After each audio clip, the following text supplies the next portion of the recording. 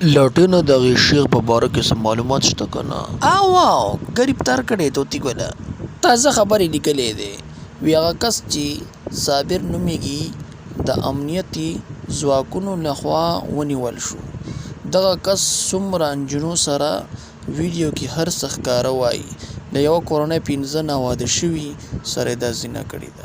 دوستانو د افغانستان په دې پښتو باندې زه سم نه پوهېږم. د دې ټولو مطلب دا دی چې د شیخ د بړوا د 15 جنکو سره دا بدفعلي کړې ده د یو کورنۍ. لټونه دته سریام پاسې پکار ده. څوک به ورله ورکړي؟ ما ته به ورله ورکړو.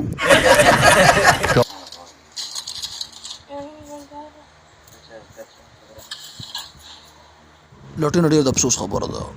او کنه توتی ګله افسوس پکار دی دومره ښایسته جینکۍ د یو سخا سړي سره یو بړوا سړي سره دا چل کړی. دوستانو الله دې ټول مسلمانانو ته د نیکي هدایت ورکړي. آمین آمین. لټونه